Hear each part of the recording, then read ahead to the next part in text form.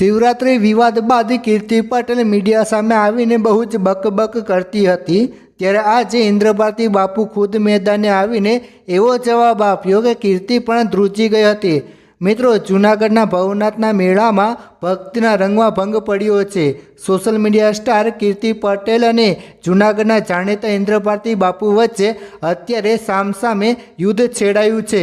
શું છે આ આખી વિવાદની જડ? કીર્તિ પટેલે બાપુ પર ક્યાં ગંભીર આક્ષેપ કર્યા અને જો બાપુ વળતો જવાબ આપે તો કેવો હોઈ શકે છે? જાણવા માટે વિડીયો અંત સુધી જરૂર જુઓ।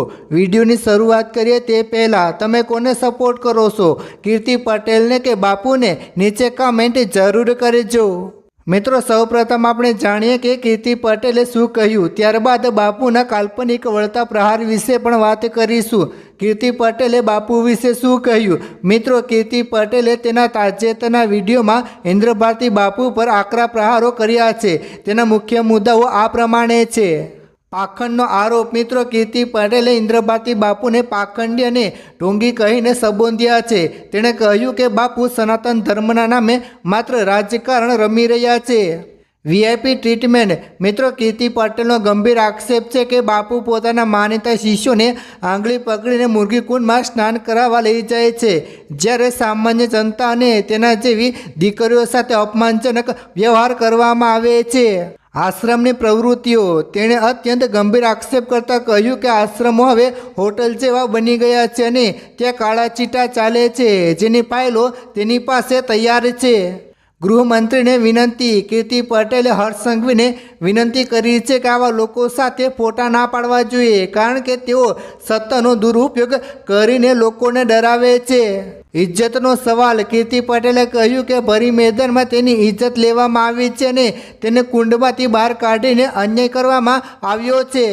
વળતો પ્રહાર। ઇન્દ્ર ભારતી બાપુનો કાલ્પનિક જવાબ। અત્યાર સુધી તમે કીર્તિ પટેલનો પક્ષ સાંભળ્યો, પરંતુ જો ઇન્દ્ર ભારતી બાપુ આ વિવાદ પર મૌન તોડીને વળતો જવાબ આપે તો કંઈ આ રીતે હોઈ શકે છે। સનાતન ધર્મની પરંપરા અને સાધુ સંતોની મર્યાદા એ કોઈ સોશિયલ મીડિયાના લાઇક કે વ્યૂઝ મેળવવાનું સાધન નથી।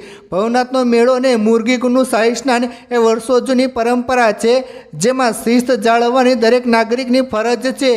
જો કોઈ વ્યક્તિ માત્ર પ્રસિદ્ધિ મેળવવા માટે ભગવા વસ્ત્રો ધારણ કરી સાધુ સંતોની વચ્ચે ઘૂસવાનો પ્રયત્ન કરે છે તો તે ધર્મનું અપમાન છે। કાયદો અને નિયમ દરેક માટે સરખા છે અને જ્યારે ધર્મની મર્યાદા ઓળંગવામાં આવે ત્યારે તેને રોકવી એ અમારી જવાબદારી બની જાય છે। ખોટા આક્ષેપો કરવાથી સત્ય બદલાઈ જઈ શકતું નથી।